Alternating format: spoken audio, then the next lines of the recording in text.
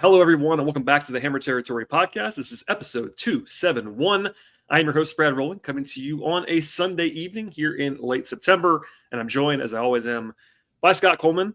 Scott, the Braves simply cannot stop winning baseball games, as we've talked about all season long, right? How are you?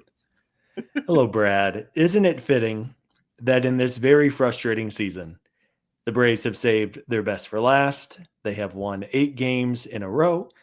And I mean, they're going to play the Nationals and the Pirates this week. There's a legitimate chance the Braves might go 13-1 to close out the season. I mean, how long can this winning streak go? It's very, very on brand that they are now playing their best ball of the year. Yeah, it certainly is on brand, to say the least. And first of all, we welcome everybody back to the show or to the show for the first time. We are Hammer Territory. We cover the Braves pretty much every single day, and you can follow us anywhere you get your podcasts, Apple, Spotify, YouTube, etc. And there's a lot to talk about today. It is odd, as you just alluded to, their longest winning streak of the season, 8 in a row. The schedule ahead is very, very fortunate if they wanted to be, or not fortunate, as we'll talk about in a second. Maybe if you're rooting against wins, as some are, it's been a rough week for those people. But the previous longest winning streak of the season for the Braves was 5, and now they're at 8 for this year.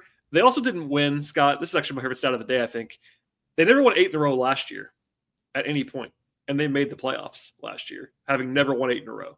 And this team, which was dead and buried 2 months ago, has now won 8 in a row, and it could be longer than 8. They did win 9 in a row in 2023 when they won 104 games, but they actually could win 9. They could win 10, and it'd be kind of darkly ironic and funny if they actually had a longer streak this year than in 2023 when they had the best offense of all time, and they looked to be kind of unbeatable at times. I don't know. It's a weird season, man. It's kind of appropriate almost. Like, it sounds crazy, but the fact that we're talking about this stuff, like, we were kind of worried about what we're talking about the last week of the season, to be honest with you, because it's like, all right, the games don't really matter. But then if you just keep winning and winning and winning, the vibes are generally more positive, even if people kind of laugh about it. You know, fans seem to be still tuning in this weekend, which I thought was kind of an upset because there's football on. It was like people are still dialed in. Well, and I think, too, when you think about this season as a whole, as frustrating and as many losses as there were, I think we all knew deep down that this was a far better team than the one that was on pace to lose 100 games as recently as a month ago. And we've seen it over the last 2 weeks. They've been much better with runners in scoring position. They've executed better. The pitching has stabilized, especially once they've gotten Chris Sale back, and Spencer Strider has been really good lately. Like, the pieces here are clearly good enough to be the team that we thought the Braves were going to be coming into the season. It obviously didn't work out for a plethora of reasons, but it's also just kind of like a tease that we are finally seeing them play at the level. And I mean, man alive, Brad, if this team was going to the playoffs and they were red hot and playing their best baseball of the season, I mean, I can hear it now. We'd be saying, well, are these shades of 2021? Are they hot? Are they peaking at the right time, which is so important in the game of baseball? Of course, nowhere near that.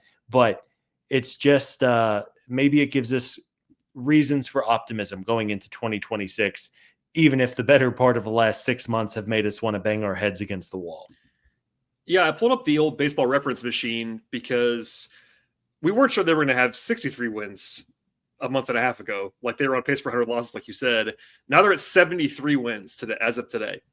And they've actually won more games now than they did in 2017, 2016, 2015, when you and I were talking about this team early in our days of talking about this team in podcast form. Yeah. That was a rebuilding team. It was obviously much different. That team was supposed to be bad, and they were. But we thought, I think collectively, that they may not get to those marks. And now they've been better this year, officially, by the record. It's going to be funny, though, and maybe this won't happen. Maybe they'll lose 4 out of 6 to end the season, and it won't really matter. But I kind of look forward to 10 years from now, 15 years from now, looking back and being like, oh, the Braves won 78 games that year. Actually, wasn't so bad, even though we'll all remember how bad it was. I won't let anybody remember. Anybody will forget about this.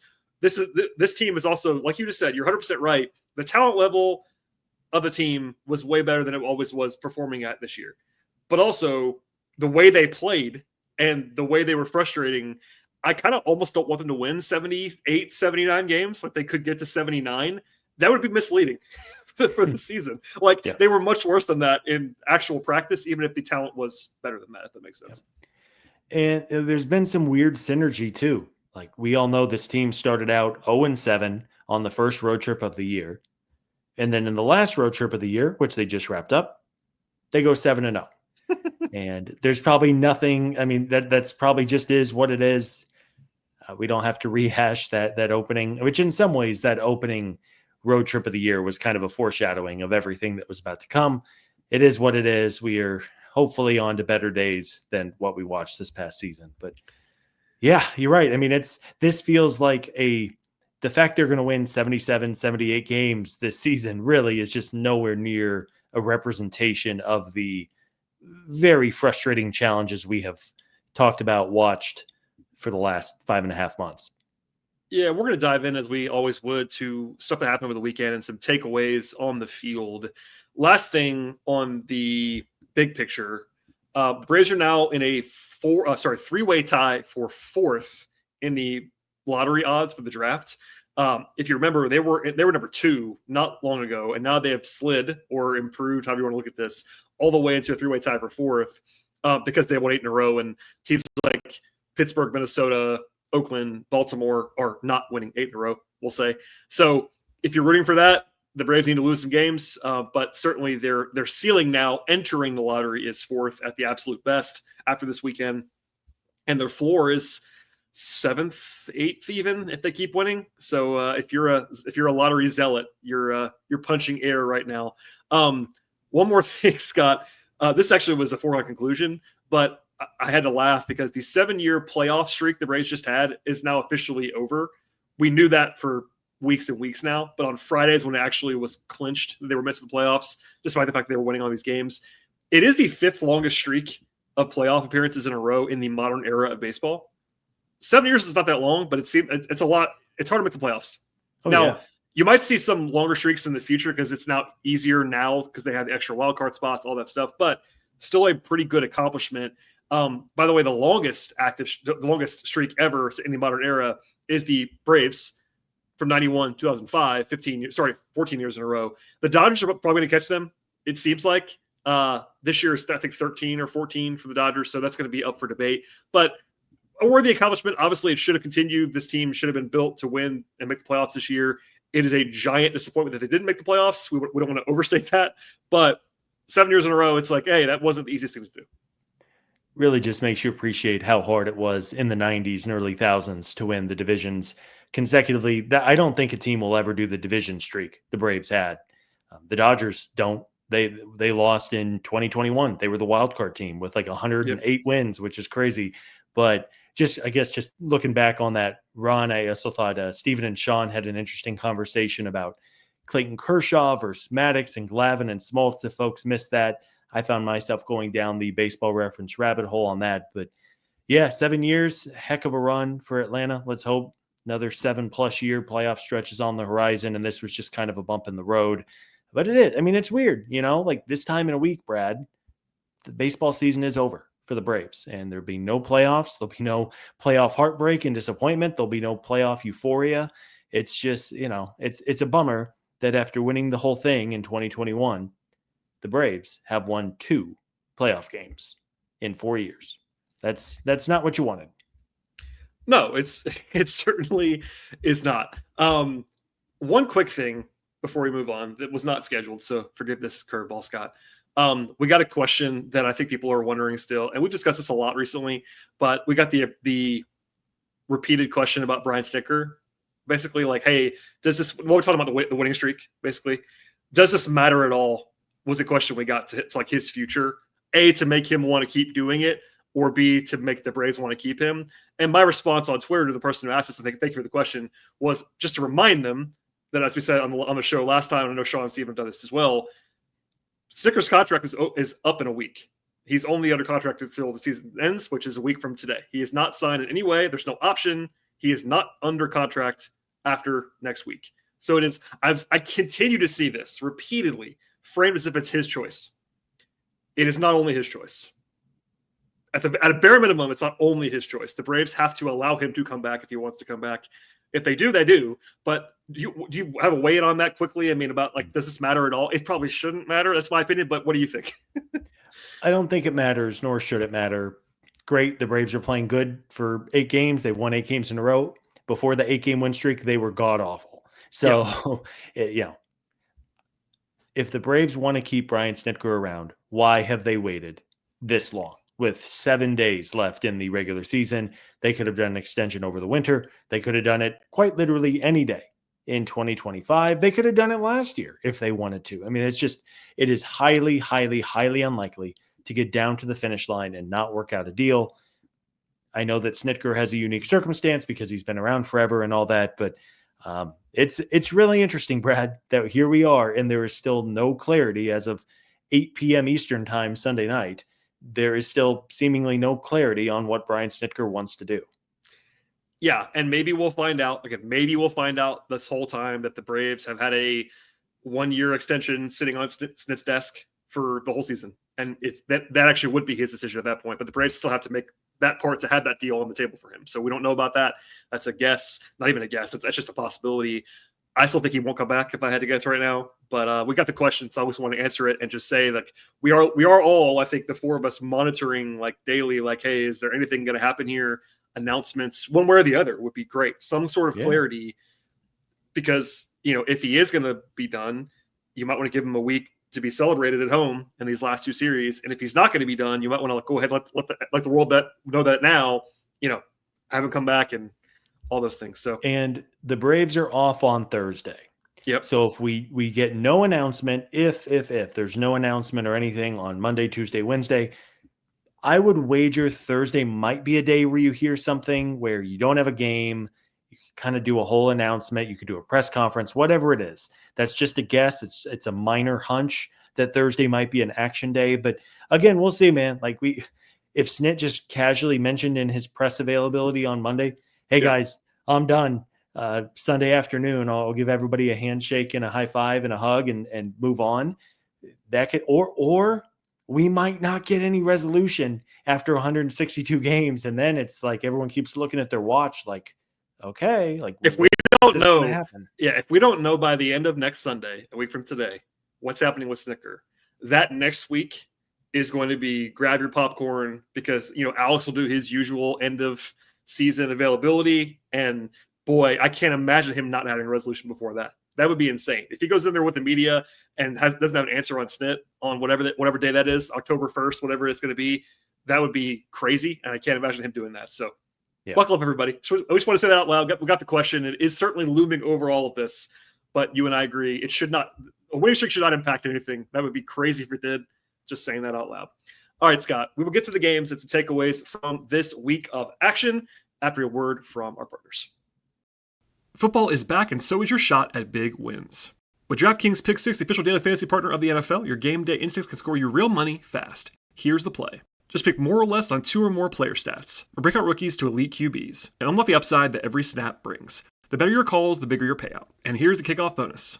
New DraftKings customers get $50 in bonus picks with just a $5 entry on your first pick set.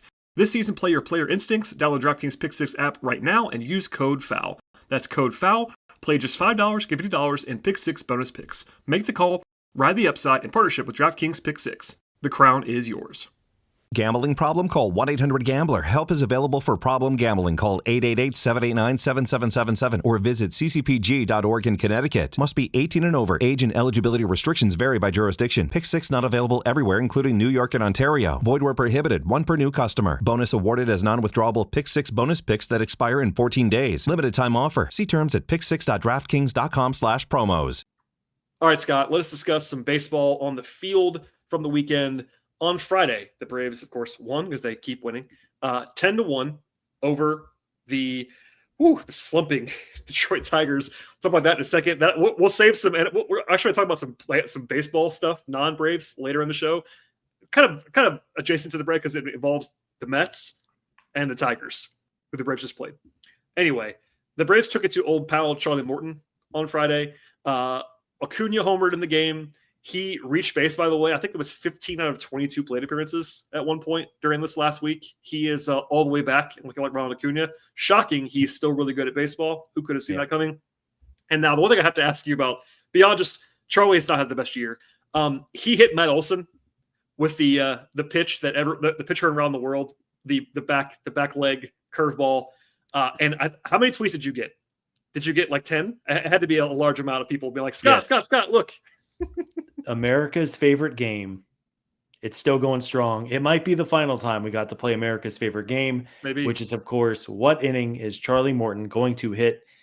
More likely than not, a left-handed batter with a pitch, very likely in the foot. Hey, good for Charlie. He got $15 million to pitch this year. It was very, very bad. He's going to finish the year with an ERA of 6. But you know what, Brad? If someone's going to pay me $15 million to do, basically anything for 6 months, I'm going to say yes. And I think it's very clearly the end of the road for Charlie Morton. We'll see if some team picks him up for one final start in the regular season. Maybe it might be the Braves. We'll see. But, the Braves just – even Acuña's home run, he missed a fastball that was like middle from Charlie Morton. And the camera kind of zoomed in on Ronald's face, and Ronald was like, oh, my God, how did I miss that? And then the very next pitch, Ronald hit it 400 feet the opposite way. And, it was just – you could see it coming. I'm going to do this. I'm going to defend Charlie mildly. There was like a 2.5 month stretch this year from like late April to like mid-July where he was actually good.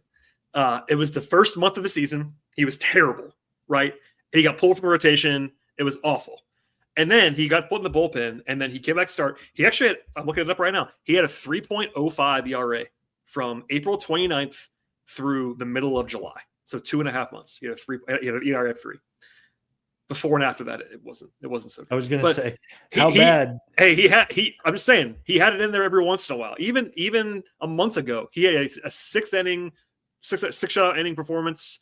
He shut down the Astros like 3 weeks ago. Like, he still has it, just a little. Actually, he went to Philly and beat them in early August. But when it's bad, man, we saw it on Friday. That's what I'm saying. When it's bad, it's real bad. And he's older than me. The guy's he's not a young man. So, we got questions, Scott. Let's just do this now. We got questions about Charlie and the Braves picking him up. I want you to explain how much money it would cost if the Braves tried to claim Charlie Morton, because we just figured this out on the fly. It's not an insignificant number, which is why I think it probably won't happen, but we'll see. Yes. So Charlie Morton makes $15 million this season. Brad and I did some research. It appears that players are paid on a per day basis during the active season, which is 187 days.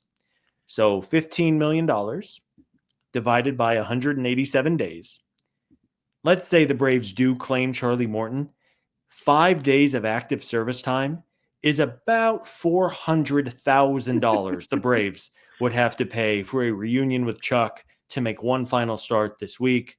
Worth it for me. I'm just saying, pay the man his money. It's fine. I was going to say, Brad Rowland is going to cut a check personally for $400,000 to bring Charlie back.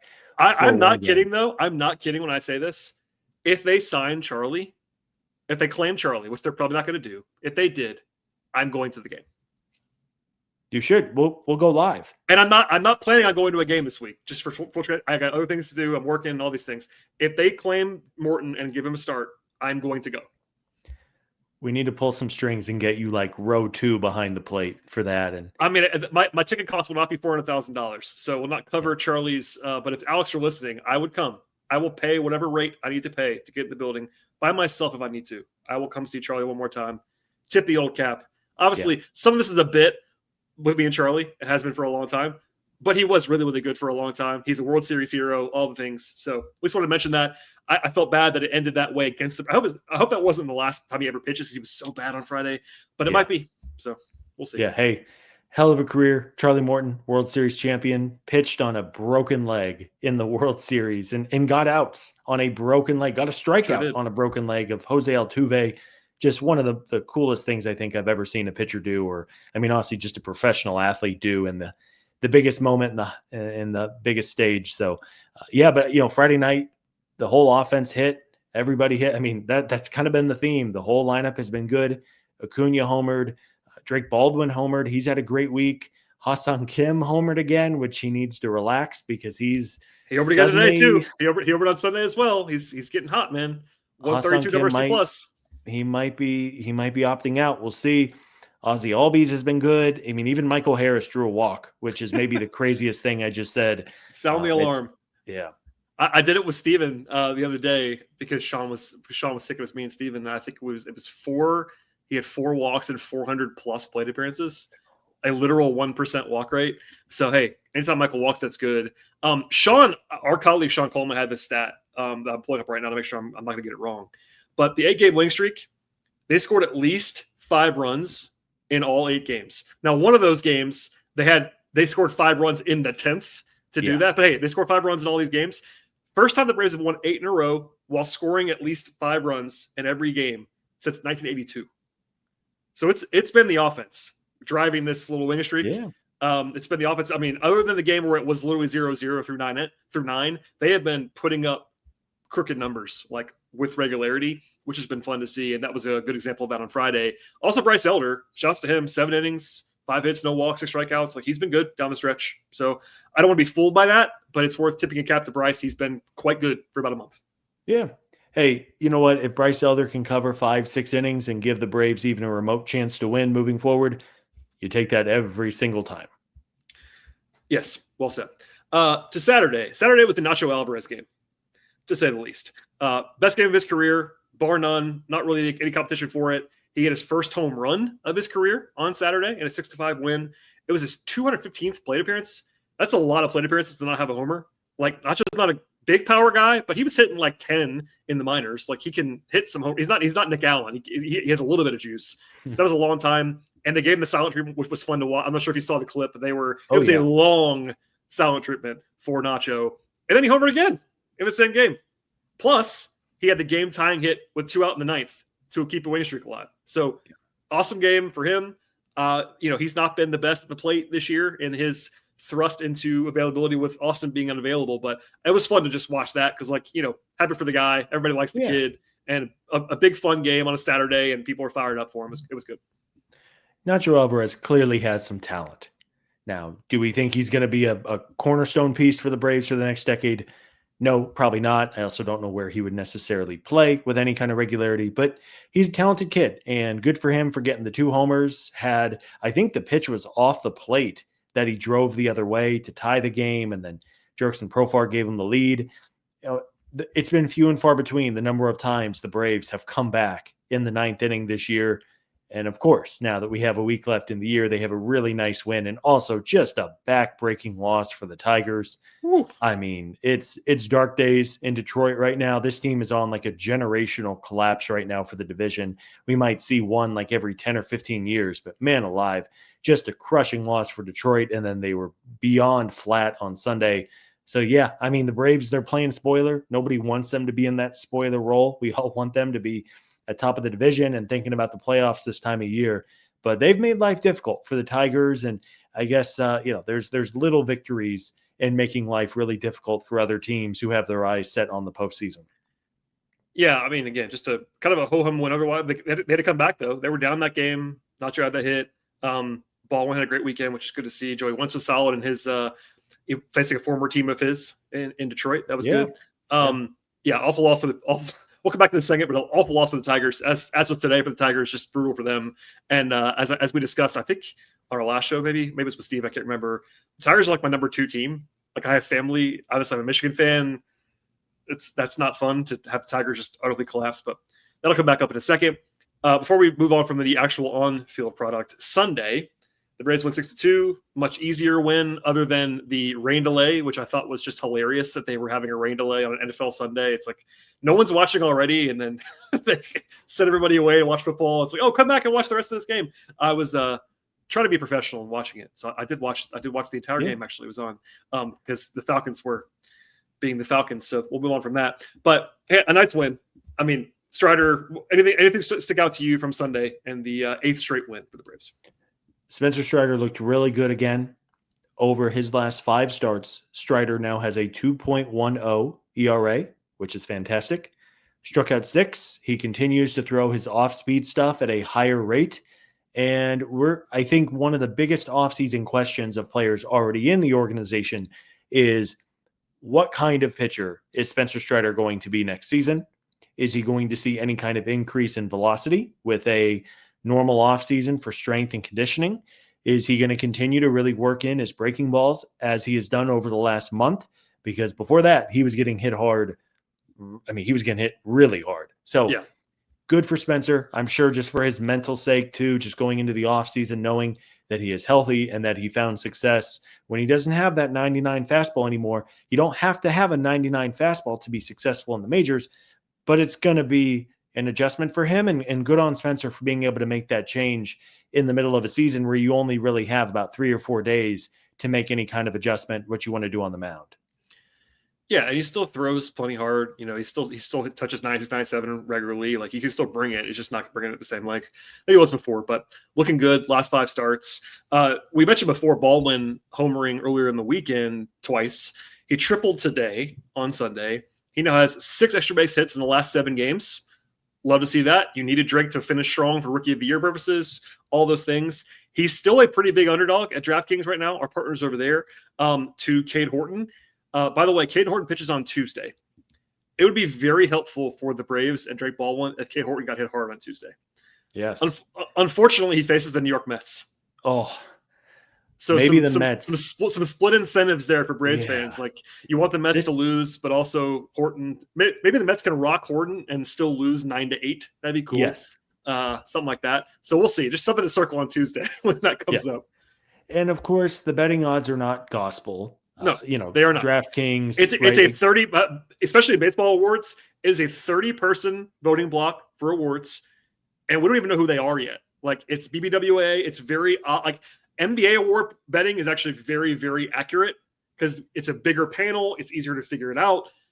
Baseball awards are often wrong. Like, if somebody's a massive favorite, we kind of know why they're going to win. That's not where we are. Horton is a betting favorite, but he's not like minus 3,000. Like, Baldwin is very much alive at Rookie of the Year. Very much. Yes. So hopefully after, it's interesting. Drake had a bad first 2 weeks of September, and we talked about it on the show last Sunday. And then we said, hey, we need Drake Baldwin to get back on track and have a really good final 2 weeks to give himself a chance at Rookie of the Year.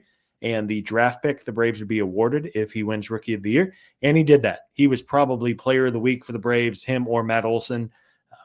So, yeah, I mean, it's good to see Drake get back on it. Just Rookie of the Year or not, what a special season for a rookie catcher who more than holds his own behind the plate and with the pitching staff. I feel like Drake has gotten better, too, as the season has gotten along defensively. He can throw out a base runner, and his approach is just so refined. You would never know he's a rookie. And that was from day one. I mean, this kid came up in San Diego, and it was like he looked like a 5-year vet out there, the way he works counts, uses the whole field, has power, but also can go the other way. He's just such an impressive hitter. And frankly, with the uncertainty of Sean Murphy going forward, now that he's had this surgery, the Braves need Drake Baldwin to be good, even more so than they did even a couple weeks ago before we knew about the Murphy injury. For sure. And you mentioned him being maybe the player of the week. Like, going back to the Braves offense carrying them, I just pulled this up. The last 7 days of the Braves, they have 5 regulars with an OPS over 1,000 over the last week. Yeah. 5. Baldwin is one of them. Baldwin, Olson, Acuna, Nacho, given his one big game, really, and then Hassan Kim all had like big time weeks. And that's how you end up scoring an average of like 8 runs a game for the week. That's how that works. All right, Scott. Oh, one more quick news thing. And then I want to close the show with some playoff talk that actually is somewhat related to the Braves just because it's crazy. The Braves did claim another guy off waivers. I feel like every day there's a waiver claim. I know Sean and Steven talked about one on Thursday night. This time it was Chucky Robinson, a 30-year-old catcher off waivers from the Dodgers. I'm only bringing that up just to say, listen to Sean and Steven's discussion about the 40-man a few days ago, because this is another one where they put Daysbell on the 60-day IL, which goes away in 10 days. And they have a lot of decisions about the 40-man roster that have to be made fairly soon. This is another guy who has options like depth piece and catcher, Sandy Leon's a free agent, all those things. You want to have one more guy. Look, Chucky Robinson is not a guy that really matters, but a guy you might see next year potentially as the 3rd, 4th catcher in the organization. Yeah. Or the first time Braves the first time the Braves make an offseason move of any kind. And the club released Chucky Robinson from the team or whatever. Certainly very, very, very possible, which is why this is minute 29 of the podcast is this, because, we have no idea if that's going to actually matter at all. But worthy of note, another guy on a 60-day. I mean, they were almost laughing about how many guys are on 60-day already, and now there's another one. So it just keeps the roster machinations in baseball at the end of the season when games don't matter anymore for bad teams are crazy. And Alex is doing the right thing. You just spray the board. Just claim everybody you can. Do whatever you got to do, whatever you want to do. And especially on a bad team, like usually, and with injuries too. They have so many injuries. Like, right. This is usually the time of year if you're a good team that you're trying to find like the fastest player you can add because he's going to be your designated pinch runner. Like it was the Billy Hamilton special for years where he couldn't do anything but run. Well, Billy Hamilton always signed with a contender in the last 2 weeks of the year because he was your pinch running option late in games. So yeah, very active 40-man roster and a lot of maneuvering for Alex Anthopoulos, but hey, why not? Like maybe Alex is bored. Maybe he has the itch and just wants to make something happen before the off season gets going. That's bored is probably the wrong word. I think Alex is probably like gnashing his teeth about how bad the season's going because he's a competitive guy. But you're right. Maybe he's just like smashing buttons in his office, doing things at the end of September. All right, Scott, there's more to come on the podcast, putting a look ahead to the coming week, some interesting kind of pseudo playoff talk and more in just one moment after a word from our partners.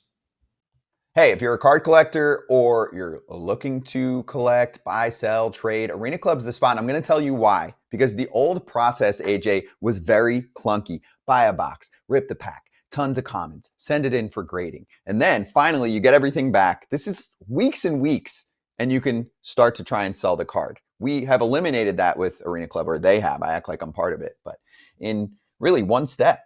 Arena's your one-stop shop for everything. You get a card, you open a slab pack, the card is there, it's graded, it spins around coolly, shows you 3D, the front, the back, you can look at the corners, you can look at everything, and then you get a decision. Do I want to keep it? Do I want to sell it? Do I want to trade it? It gives you an instant offer. You can buy it back and re-rip another slab pack and try for something else, or you can keep it and hope the value goes up and sell it at a later date. It is truly the best spot to get cards. 20% off your first slab pack or card purchase can be had right now at arenaclub.com/FOUL and use code FOUL.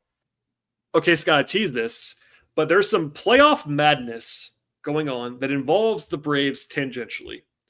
The Tigers, who the Braves just swept, again, the Braves just swept the Tigers, are playing for a lot, which made things really interesting this week because you would think one team has nothing to play for, the other one has a lot to play for, and the one that has nothing to play for swept the team, which is a very baseball thing. There's a reason why we talk about this all the time on the podcast. You can want to win all you want to. Baseball is a very random sport.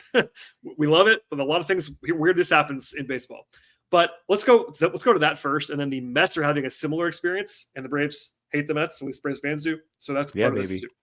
The Tigers are only up by one game now in the AL Central. And if you have not followed this race, I get that everybody follows non-Braves baseball. I understand.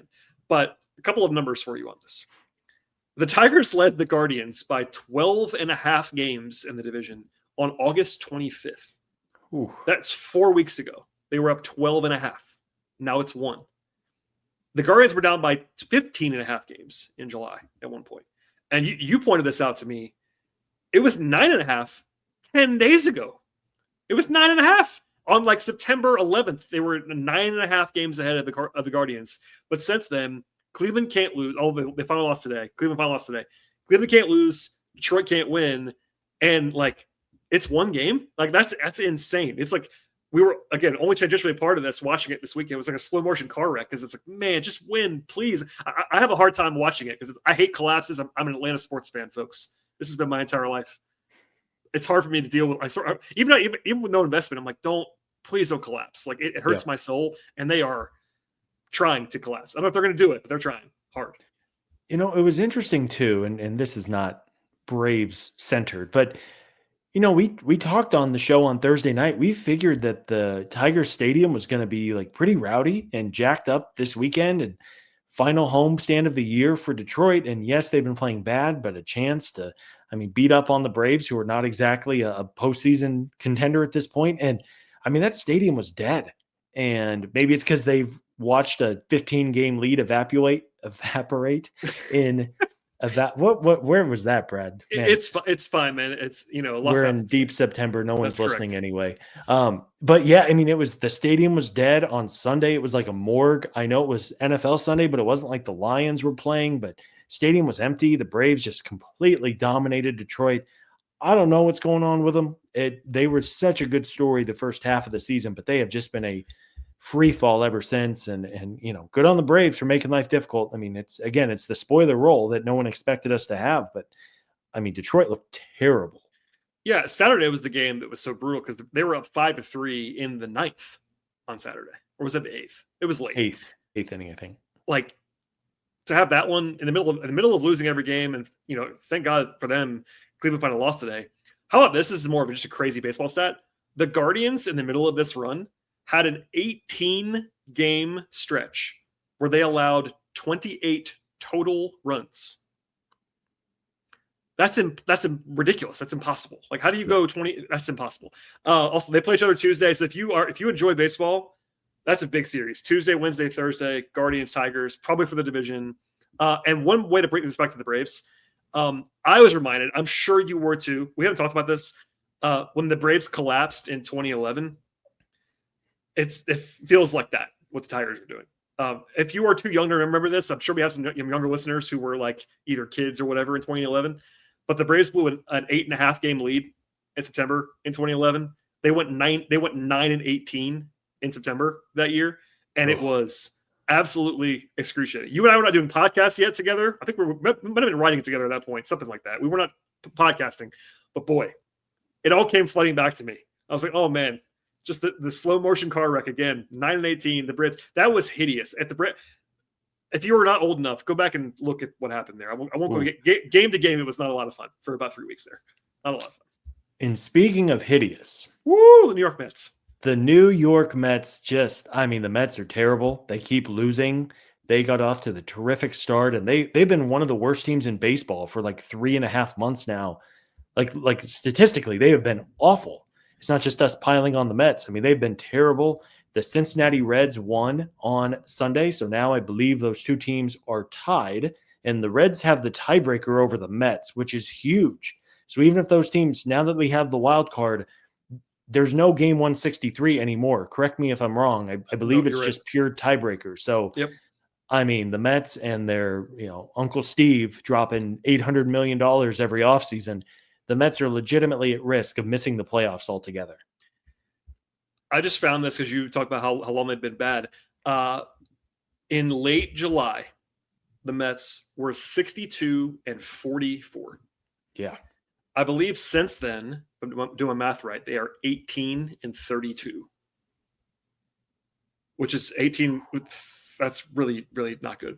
And also, they've lost 11 of the last 15. I pulled this earlier today. Fangraphs playoff odds had been at almost 97% about 2 weeks ago. Now it's like 55, if that, after today's loss and the Reds winning. So also the Mets go on the road for their last 6 games. That could be good or bad, probably. Man, I do wish, even with the Braves where they are, that the Mets would come to Atlanta this week. Because that would just be like that'd be the one way to get Braves fans like really, really invested this week would be if they had a chance to keep the Mets out of the playoffs.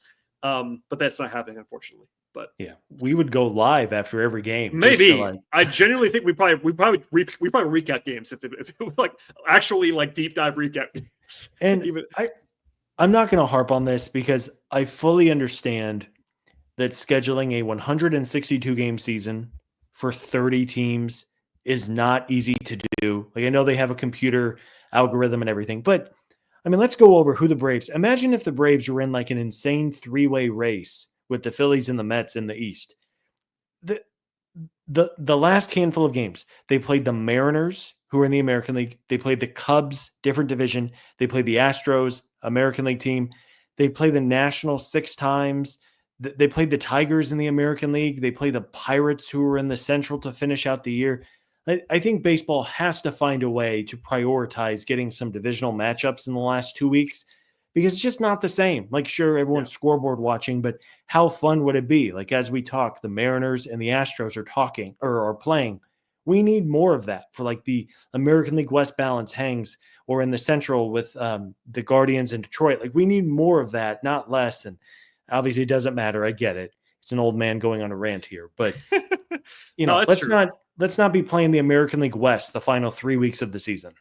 Yeah, this is one of those offshoots of the schedule changes where like everyone's playing their division rivals less. Remember, like there was for the longest time, it was really, really heavily scheduled towards your rivals, and they've flattened that out. in the last couple of years. This is one offshoot of that, is that it's not as easy to do this anymore. And it won't always be this way, but the Braves don't play either the Mets or the Phillies in the entire month of September. Yeah. Like that's kind of insane. Obviously, it didn't end up mattering, but everyone in the world was projecting those 3 teams to be the 3 teams with a chance to win the division this year. And they made a way to where the Braves played neither of those teams in the entire month of September. Like that's probably not great. I think it's the same way in 2026, Brad. I don't have the schedule in front of me, but I think they're done with the Mets by like mid-August. It's just, I don't know, man. That's one thing. And it's funny, back in the day, there used to be 6 series between division foes, and now there's 4. 6 feels like too many, and 4 feels like too few to me. Scott wants 5 exactly, everybody. He wants 5 exactly. I wonder if you could do, like, when the CBA happens in a couple of years, and honestly, it's probably a moot point, because if they do expand and change divisions and everything, then who knows what the schedule is going to look like. But true. It's weird. 12 or 13 games does not feel like enough against your division rivals, but nobody wants to watch the Braves and the Nationals play 19 times, which is what they used to do. Yeah, I've just confirmed what you said. The Braves are done with the Mets next year on August 12th. Now, they do play the Phillies 7 times in September next year. So that'll be, if that is a race, that'll be, it's not the very end of the year. It's kind of early in September, but still they play 7 times. And I think it's like by the middle of September, they play 7 times. So more competitive probably. And the Braves next year end with the Reds and the Marlins. Marlins always a division foe. This year, the Braves, as we'll wrap the show up with this now, the Braves end with the Nationals and the Pirates. About as uninspiring as it gets, to be 100% honest. Obviously, we are sickos. We host a Braves podcast year-round, so we'll be interested no matter what. But if you're a casual fan, there isn't a whole lot to get you excited about this last week of the season, I have to say. Can you imagine if the Braves win 14 in a row to end the season? I mean, yes, I can imagine it, because it might happen. Because the Nationals and the Pirates are bad. The Braves, like, go back to Snit real quick. Snit is managing as if these games matter a lot. Yeah. That's a different discussion for different day. Like, for instance, Giancarlo Lara came up this weekend. The boys talked about that on the last show.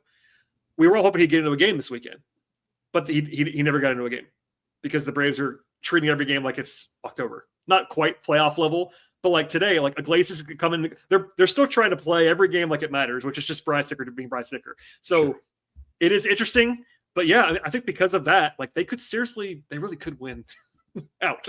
By the way, they probably won't, because just look, do the math. But it's not a crazy thought. It really isn't. Yep. 14 in a row. That would be, I'm almost rooting for that now, just because the headlines write themselves. Braves end season from hell, full of misery and never-ending injury, with 14 consecutive wins. I want to know right now. I want to know with truth serum. I bet you Alex would with true serum say, I do not want to win the last 14 games in a row. Yeah. Just to avoid the conversation altogether. Because you know exactly what they won't be from us, but the topics, the local TV folks will be like, well, what's this mean about next year? Like, you can't possibly change managers now. You just want 14, all these things. So I think he wouldn't say this on the record, obviously. But I bet you if you gave Alex Truce here, he would be like, can we please just lose something? Please lose a game at some point in the next week. Because also, the Braves haven't won 14 in a row in 2022, they won 14 in a row. But longer than that, once ever. They won 15 in a row, 2000. So 14 would be they would match their longest winning streak in 25 years. Can you imagine? No, but maybe. Last thing before we get out of here, it's Sale Monday, Waldrop Tuesday, Elder Wednesday.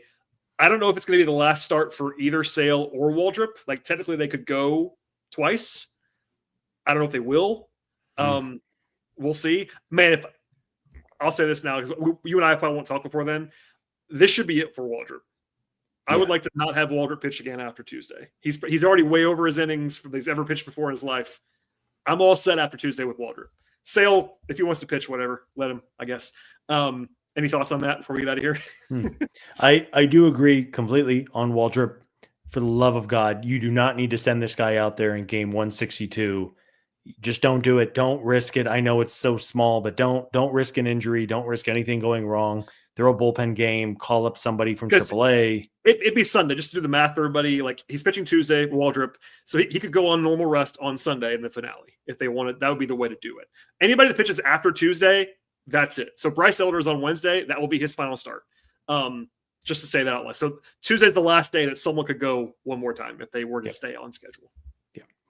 And, the Nationals, very bad team. I know we saw them. I mean, we saw the Nationals a lot early and then went like 5 months without seeing them, but Nationals are bad. The Pirates are even worse. Braves, should win some games this week. We could have another conversation about whether or not we want them to be winning these games or if it's for the betterment of the team to be winning these baseball games. But final week of the year, Brad, can't believe it's here. The year has somehow flown by despite everything bad that has happened. It's, we got the final 6 games of the year, and then we have 6 months without Braves baseball. 7 months without Braves baseball now. It's, it's always a sad day, for me anyway, no matter how the season went when things officially end. We're almost there. I mean, this time in a week when people are listening, the season will be over. Yeah. I suppose, I don't know. I don't want to program on the air, but I suppose we'll probably do a podcast a week from today to wrap it all up and get ready to go for the offseason. But please stay tuned, everybody. If you did not know this already, if you're new to the podcast, if you were catching it for the first time or whatever, we appreciate you being here. We don't stop in the offseason. We'll be keeping it going. We will have content each and every week on this show. There will be a podcast or multiple podcasts every week from now until the end of time, or until the end of us getting fired by foul territory or something. We'll be here regularly with content. So please go ahead and subscribe. Apple, Spotify, YouTube, etc. Comments, ratings, reviews, all that appreciated as well. You can follow Scott on social media at Scott Coleman 55, where he will be trumpeting his 3-0 Indianapolis Colts all week long, I'm sure. That is right. 3-0 Colts, first time since 2009, Brad. It's a weird feeling to have football happiness because there's not been a lot of football happiness for me the last couple of years. Maybe that's balance and the universe winking at me with the Braves having such a bad year, giving me a little bone here to keep my sports fandom and everything going strong. But not for you, my friend. I was going to say, I'm going to no comment that as a I cover the Braves. I cover the Hawks. It's a different relationship with those teams, particularly with the Hawks. I pretty much just cover them professionally at this point. The Falcons are the one team I can be a crazy person about. And that's mostly for the negative because the Falcons are the Falcons. They are one of the least accomplished franchises in history. They do things that are stupid all the time. And today they lost by 30 points as a favorite and didn't score. So we will sign off here before Brad loses our YouTube license. And, week 3. Listen, of the 4 of us, I think I am the least likely to have a meltdown, to have us lose YouTube or something. I'm the least likely of the 4 of us to start swearing and melting down on the air. I think that's probably fair. Would you agree with me? It's either you or me. It's not one of the other two. I can tell you that very right now. measured. Yeah, especially a couple of years ago. I'm pretty measured, unless they're yelling about Ronald Acuna's batting order spot. All right, Scott. Thank you for being here. Please subscribe to Hammer Territory anywhere you find your podcasts. For Scott, my name is Brad. We appreciate you being here, and we'll see everybody next time.